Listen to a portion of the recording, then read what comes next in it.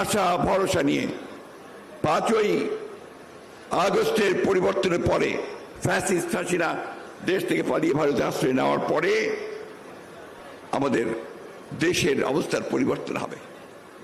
অতি দ্রুত দেশে জনগণের ভোটাধিকার ফিরিয়ে দেওয়া হবে এবং জনগণ তাদের ভোটাধিকার প্রয়োগ করতে পারবেন।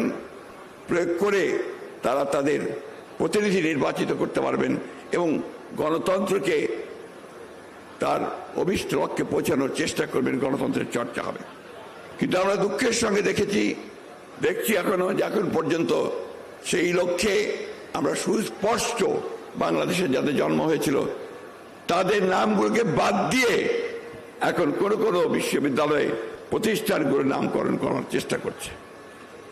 আমি একটি কথা বলেই আজকে আমার বক্তব্য সংক্ষিপ্ত এখানেই শেষ করব যে আমরা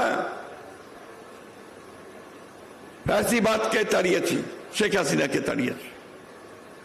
আমরা এখন অপেক্ষা করছি আমাদের জনগণের যে আশা আকাঙ্ক্ষা, আমাদের দলের প্রতিষ্ঠাতা শহীদ প্রেসিডেন্ট জিয়াউর যে স্বপ্ন, একটি আধুনিক সমৃদ্ধ বাংলাদেশ রূপান্তরিত করবার, সেই গণতন্ত্রকে বিঘ্নিত করার জন্য, তাকে বাধা প্রদান করার জন্য আজকে একটি গোষ্ঠী, একটি মহল বিভিন্নভাবে চক্রান্ত শুরু করেছে। ফ্যাসিস্ট শেখ হাসিনা বিদেশে গিয়ে তিনি সেই চেষ্টা করছেন এবং বাইরে থেকেও চেষ্টা করা হচ্ছে। একই সঙ্গে দেশের অভ্যন্তরীণ অবস্থায়ও কিছু কিছু ব্যক্তি গোষ্ঠী তারা ভুল ব্যাখ্যা দিয়ে জনগণকে বিভ্রান্ত করার চেষ্টা করছে। আমাদের বক্তব্য আমরা বিভিন্ন সময় স্পষ্ট করেছি। মূল বক্তব্য রাখবেন আমাদের দলের ভারপ্রাপ্ত চেয়ারম্যান, আজকে সভাপতি জনাব তারেক রহমান সাহেব। আমি শুধু এইটুকু বলতে চাই যে আমরা অনেক ত্যাগ স্বীকার করেছি। আমাদের ইতিমধ্যে অনেক মানুষ চলে গেছেন, আমাদের ভবিষ্যৎ অনিশ্চিত হয়ে আছে।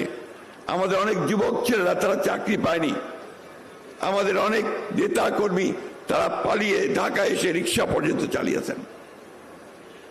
সেই অবস্থায় আমাদের যে লড়াইটা আমরা করেছি 15 বছর, সেই লড়াইকে বাস্তবে রূপ দিতে হলে, তার পরিণতিকে আনতে হলে আমাদের